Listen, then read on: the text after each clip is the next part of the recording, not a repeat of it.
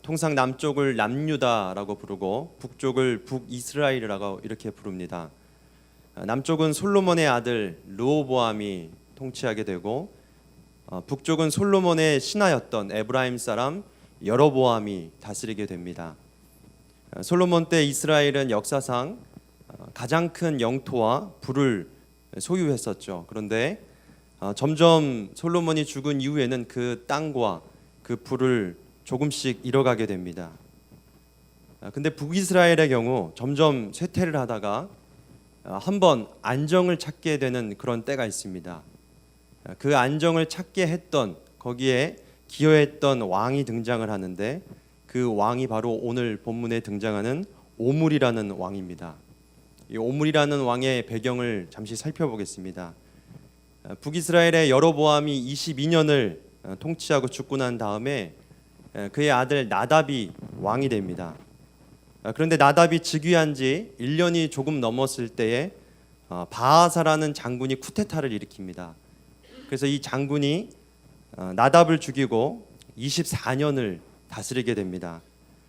그 후에 바하사의 아들 엘라가 왕이 되는데 또다시 쿠데타가 일어납니다. 머릿속에 정리가 다 되고 계시죠? 중요한 것은 쿠데타가 진짜 많이 일어났다, 이걸 기억하시면 됩니다. 쿠데타가 일어나서 이번에는 시므리라는 장군이 왕을 엘라를 죽이고 이제 스스로 왕이 됩니다. 근데 이 시므리라는 왕은 7일 천하입니다. 딱 7일 동안만 왕이 되었습니다. 이 백성들이 이 시므리를 물러 보내기 위해서 오므리라는 그 당시에 군대 장관이었던 오므리를 왕으로 추대합니다. 그래서 이 시므리와 대결을 하게 되는데, 이 오므리가 꽤 군사적인 지략에 강했던 사람입니다. 그래서 시므리가 밀리게 됩니다. 그러자 시므리가 자기의 왕궁과 또 자기의 모든 그 집에 불을 지르고 자살을 하게 됩니다. 그래서 이 오므리가 이제 왕이 되는데, 오므리가 왕이 된 그 시작점에 이스라엘의 상황이 어땠느냐 할 때, 그것이 바로 오늘 본문 21절 말씀입니다. 우리 함께 읽겠습니다. 그때 이스라엘 백성이 둘로 나뉘어 그 절반은 기낫의 아들 디브니를 따라 그를 왕으로 삼으려 하고 그 절반은 오므리를 따랐더니, 오므리를 왕으로 추대했는데 시므리가 이제 죽게 되자 다시 이스라엘 백성들이 둘로 나뉩니다. 그래서 이 디브니라는 사람을 왕으로 세우려는 파와 또 오므리를 왕으로 세우려는 파로 이렇게 다시 국론이 분열되게 됩니다. 당시 북이스라엘의 상황이 얼마나 정치적으로 혼란스러웠는지, 마치 중국의 춘추전국 시대처럼 계속해서 왕을 죽이고 새로운 왕조가 들어서고 그렇게 많이 상황이 안 좋았습니다. 그런데 결국 어떻게 되냐면 22절에 오므리가 다시 그 디브니를 이기게 됩니다. 그래서 북이스라엘의 제6대 왕으로 등극하게 됩니다. 여러분, 여기까지 이제 제가 오므리 왕에 대한 이야기를 짧게 해드렸는데요. 이 오므리라는 왕에 대해서 레온 우드라는 구약학자가 자기 책에서 이렇게 평가한 적이 있습니다. 오므리는 강력한 통치자로 북방 이스라엘에서 가장 유능하고 공격적인 왕이었다. 굉장히 강력한 왕권을 세우고 유능하게 북이스라엘을 통치했다라고 긍정적인 평가를 했습니다. 물론 이런 신앙적인 또 신학적인 이야기를 빼고요, 정치적으로만 봤을 때 그렇습니다. 그리고 또 어떤 학자는 이렇게 오므리를 평가했습니다. 오므리 시대의 이스라엘은 다윗의 시대의 이스라엘과 견줄만 했다. 그 정도로 이 오므리 왕이 강력한 왕권으로 북이스라엘을 안정시켰고 땅의 영토를 넓혀갔다, 그 말입니다. 그래서 잠시 이 오므리가 어떤 업적이 있었는지 세 가지를 짧게 말씀을 드리려고 합니다. 아마 이 말씀을 드리면서 제가 오므리 편인가 싶어서 정지하고 싶은 분도 계신데, 결론은 그렇게 안 끝나니까 안심하시길 바랍니다.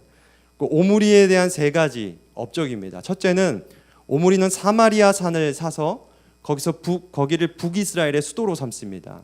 우리 본문의 24절입니다. 그가 은 2달란트로 세멜에게서 사마리아 산을 사고 그 산 위에 성읍을 건축하고 그 건축한 성읍 이름을 그 산 주인이었던 세멜의 이름을 따라 사마리아라 일컬었더라.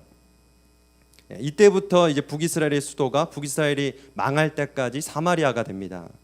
이 세멜에게서 은 2달란트를 산을 사서 그 세멜이라는 주인의 이름을 따서 사마리아라 이렇게 부르고 수도로 삼게 됩니다. 그런데 이 사마리아 성이 얼마나 지략적으로 좋았는지, 지리적으로 얼마나 좋았는지 역사적인 그 평가에는 이렇게 말합니다. 공격이 거의 불가능한 요새였다. 누구도 뚫기 힘든, 수비하기가 유리했던 그런 요새였다는 거죠. 그래서 오므리는 그 사마리아 성을 중심으로 나라의 기강을 세우고 국내 정치를 안정화시킬 수 있었습니다. 또한 오므리는 둘째로 모압을 정복했습니다. 여러분 이 이야기는 모르셨죠? 고고하게 이렇게 문서들이 발견되면서 이 모압을 정복했다라는 그런 비석이 발견이 됐습니다. 1868년에 어떤 고고학자가 모압 지역에 있는 비석의 내용을 분석해봤습니다. 그 내용을 보니까 오므리가 모압을 정복했고 모압으로부터 곡물을 주기적으로 받았다라는 기록이 있습니다. 이스라엘에 잃어버렸던 영토를 오므리가 점차 회복했다라는 증거입니다. 그리고 셋째로 오므리는 외교 정치를 잘했습니다. 당시에는 아람이라는 나라가 큰 세력을 형성을 하고 나라들을 이제 쪼여오고 있었습니다. 그래서 그 아람을 견제하기 위해서 오므리는 페니키아, 성경에서는 두로와 시돈이라고 하는데 이 페니키아와 전략적인 동맹을 맺게 됩니다. 그래서 이 페니키아 왕의 딸인 이세벨과 또 오므리의 아들 아합이 결혼을 하게 되죠. 이 결혼은 동맹의 표시였습니다. 그래서 이 동맹으로 성경에서는 아주 이 오므리의 왕조를 이스라엘로 하여금 우상 숭배를 하게 했던, 그래서 이스라엘을 타락시키게 만들었다라는 그러한 평가를 내리게 되지만 이 세속적인 역사의 관점으로 볼 때는 많은 것들을 얻었습니다. 이 페니키아는 지중해 연안을 중심으로 무역을 많이 했습니다. 그래서 이스라엘에서 나는 그 올리브 기름 그리고 곡식을 페니키아에 수출을 했고, 페니키아로부터 백향목과 또 많은 유럽에서 나는 수입품들을 얻을 수 있었습니다. 그래서 경제적으로 큰 이득을 얻었고, 또 아람 세력을 견제해서 북이스라엘이 안정적으로 그렇게 나라가 커갈 수 있었던 것이죠. 당시 오므리의 영향력이 얼마나 컸는지 아수르라는 그러한 나라에서는 아예 북이스라엘을 북이스라엘이라고 부르지 않고 오므리의 집이다 그렇게 부를 정도로 오므리의 영향력은 대단했습니다. 여러분, 제가 약 5분 동안 오므리에 대해서 칭찬을 이렇게 부었는데 여러분들은 어떻게 이 오므리 왕을 평가하겠습니까? 좋은 사람입니까? 나쁜 사람입니까? 일반적으로 봤을 때, 세속의 역사로 봤을 때 그는 역사에 남을 만한 위대한 왕임에 분명합니다.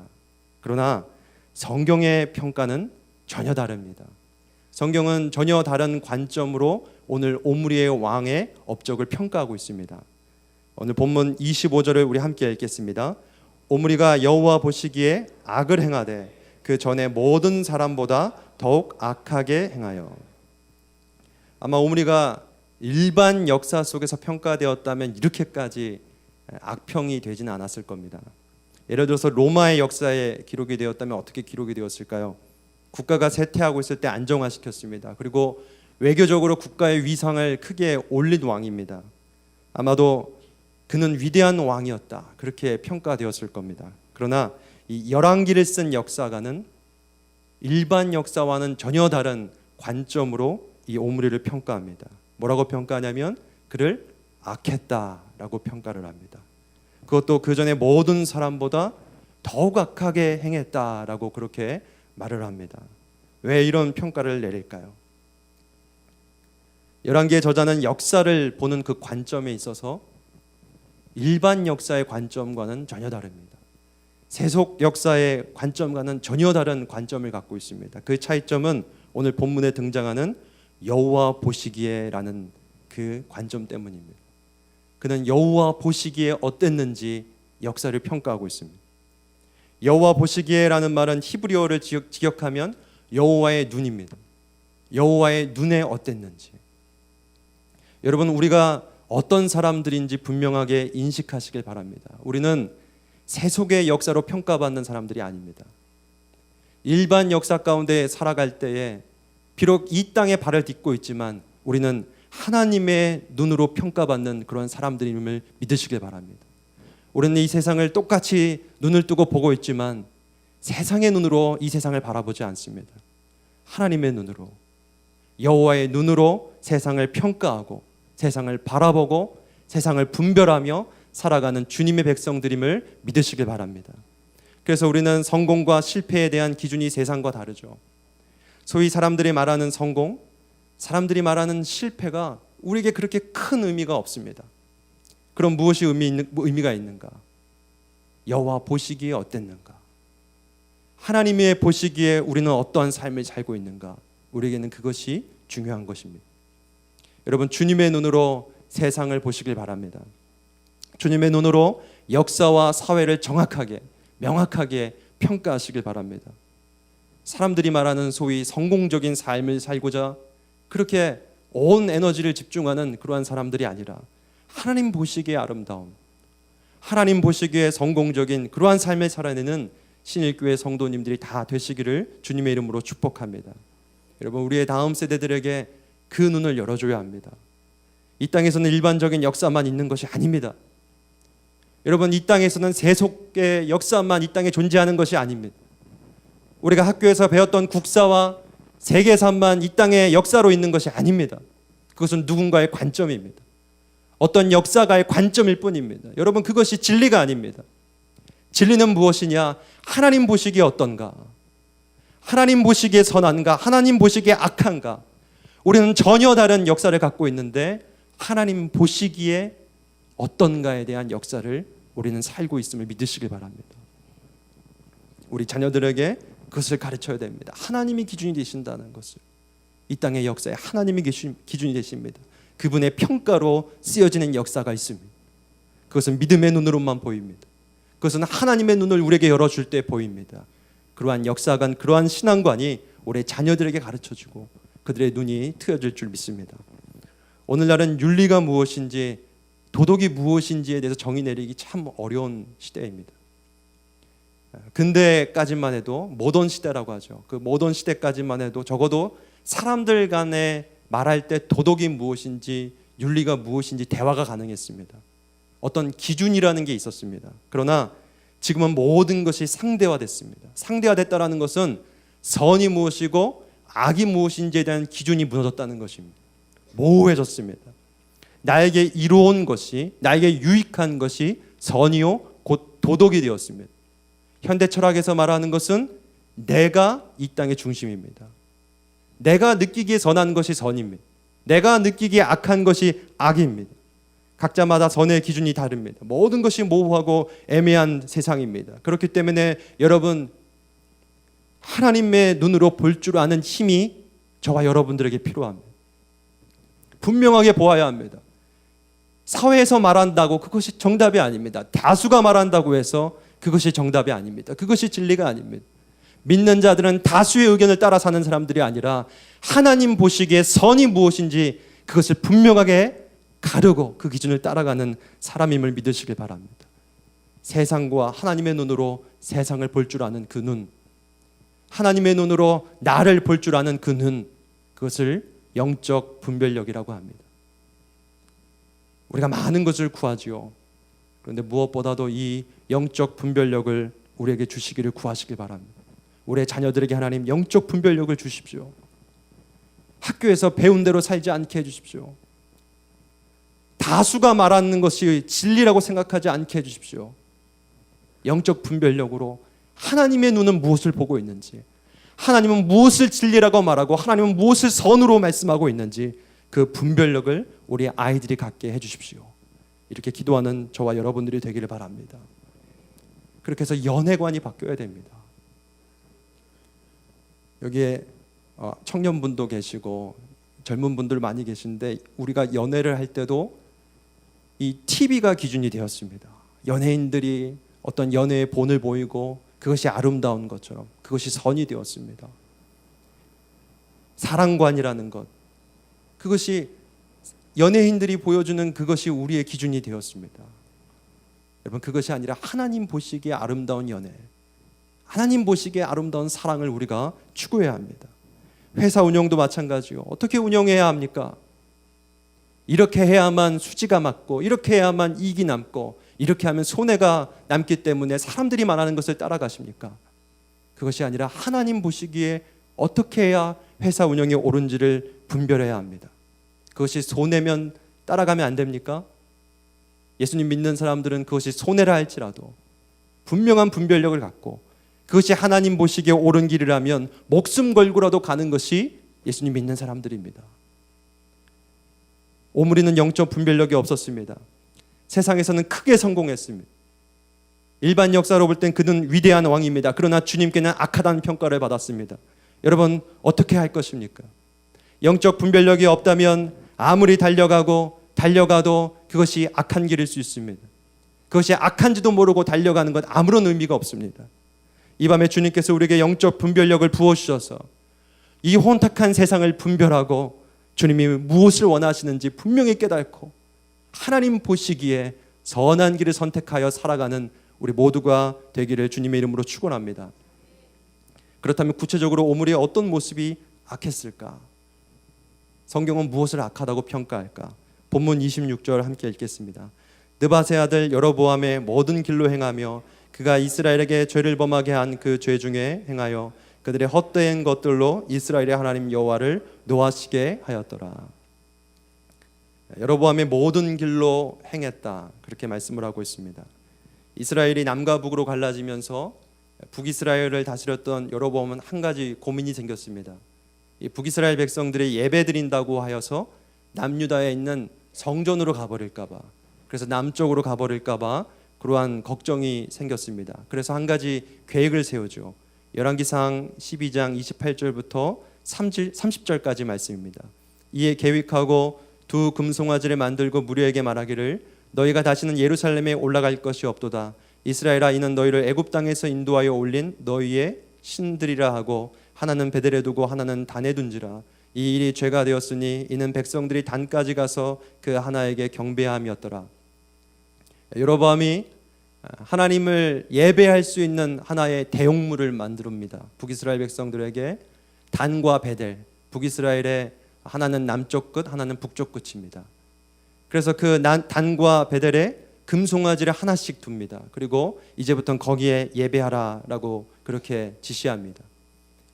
그래서 온 이스라엘 백성들이 우상을 숭배하게 되고 그들의 삶에서 예배가 다 타락하게 됩니다. 그런데 오늘 말씀을 보니까 오므리가 그 길을 그대로 따라갔다, 그렇게 말씀하고 있습니다. 여러분, 예배가 무엇입니까? 예배는 오직 하나님만 하나님으로 인정하는 우리의 고백입니다. 이 땅에 그 어떤 피조물도 하나님의 자리를 대신할 수 없죠. 하나님의 위치와 피조물의 위치를 명확하게 구분하고 거기에 선을 분명하게 긋는 것, 그것을 선언하는 것, 그것이 예배입니다. 예배는 하나님 당신만이 창조주입니다. 하나님 당신만이 구원자입니다. 하나님 당신만이 우리의 왕입니다. 그것이 바로 예배입니다. 그런데 영적 분별력이 흐려지면 이 예배가 무너집니다. 무엇이 피조물인지 무엇이 하나님인지 그것을 구분할 수 있는 기준이 흐려집니다. 그래서 점점 누구를 예배할지를 모릅니다. 누가 진짜 하나님인지를 모릅니다. 누가 내가 환난 가운데 피할 길이 어딘지를 모릅니다. 그래서 마땅히 예배해야 할 그 자리에 하나님을 두지 않고 하나님을 예배하지 않고 다른 피조물들을 대체합니다. 그리고 그 피조물을 마치 그것이 나를 구원할 것 마냥 의존하고 예배합니다. 그것이 바로 우상숭배입니다. 그래서 예배의 문제와 우상의 문제는 늘 같이 갑니다. 영적 분별력이 없는 자들은 반드시 이 문제에서 넘어지게 됩니다. 여러분, 하나님은 하나님이시고 피조물은 피조물임을 믿으시길 바랍니다. 분별해야 합니다.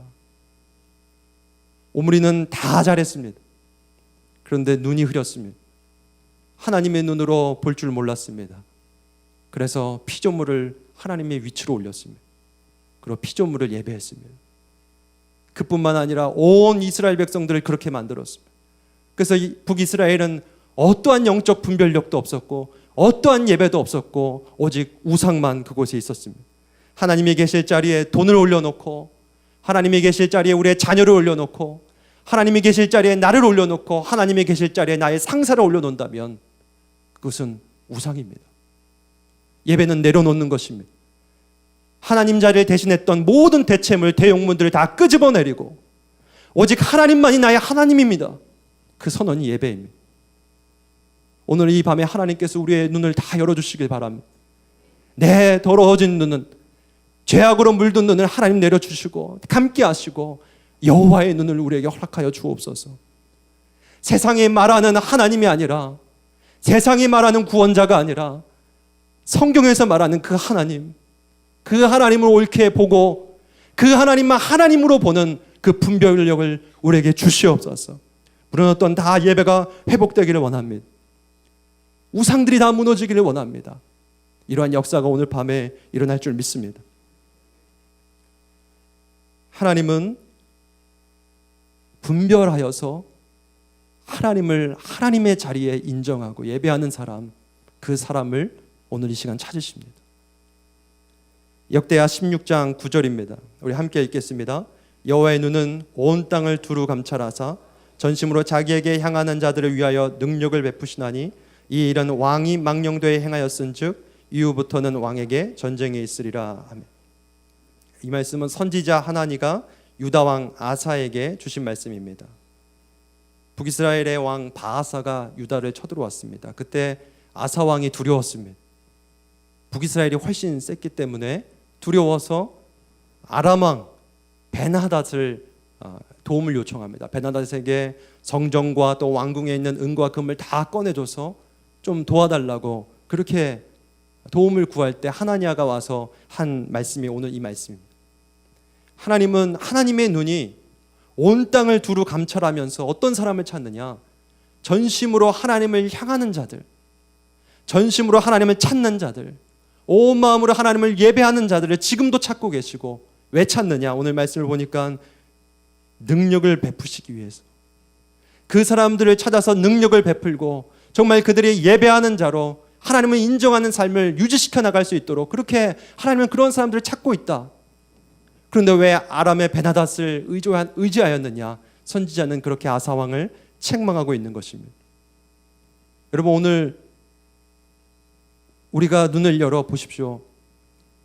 하나님의 눈으로 우리의 눈을 삼아서 한번 보시길 바랍니다.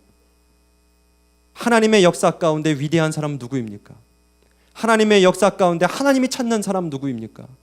하나님의 역사 가운데 하나님이 옳다 인정하는 그 사람 누구입니까? 하나님 찾는 사람입니다. 하나님께 전심으로 하나님을 향하는 자들, 하나님을 예배하는 자들, 그 사람을 하나님이 찾으시고 그 사람에게 능력 주시는 줄 믿으시길 바랍니다. 그래서 오늘 이 밤에 우리가 두 가지를 하나님께 구했으면 좋겠습니다. 하나는 하나님 우리에게 영적 분별력을 주십시오. 영적 분별력을 주셔서 하나님의 눈으로 세상을 보게 해주시길 바랍니다. 하나님의 눈으로 나의 삶을 보게 해주시길 바랍니다. 그래서 세상 사람들이 말하는, 세상 사람들이 요구하는 그 삶의 기준으로 나를 맞추지 않고 하나님 보시기에 어떠한 삶, 하나님 보시기에 선한 삶, 하나님 보시기에 성공적인 삶을 우리가 살게 해 주십시오. 두 번째는 하나님, 우리가 그 눈을 열어서 하나님은 예배하는 자를 찾고 있구나. 하나님은 피조물을 내려놓고 우상을 내려놓고 오직 하나님을 찾는 자들, 전심으로 하나님을 향하는 자들을 지금도 두루 찾고 계시구나. 우리가 그것을 믿고 하나님, 우리가 예배하는 자가 되게 해주십시오. 오늘 이 밤 하나님을 전심으로 구해서 하나님을 만나고 하나님이 우리를 하나님의 역사 가운데 높여주시는 그러한 놀라운 역사 체험하시길 바랍니다. 말씀을 맺겠습니다. 우리가 이 땅에 사는 동안 많은 평가를 받게 됩니다. 사람들은 우리를 평가합니다. 그러나 그것은 사람들의 평가입니다. 그런 것을 두려워하지 마십시오. 하나님에게 있어서 그 평가 중요하지 않습니다. 하나님의 평가 기준, 우리가 하나님을 찾고 있느냐, 우리가 전심으로 하나님을 찾고 있느냐, 우리가 하나님을 예배하느냐, 하나님의 유일한 평가 기준입니다. 오늘 영적인 분별력으로 우리가 눈을 열어서 하나님을 예배하는 자가 성공한 사람이구나, 하나님을 예배하는 자가 하나님의 역사 가운데 위대한 성도이구나, 그러한 깨달음과 그런 은혜가 있으시기를 주님의 이름으로 축복합니다.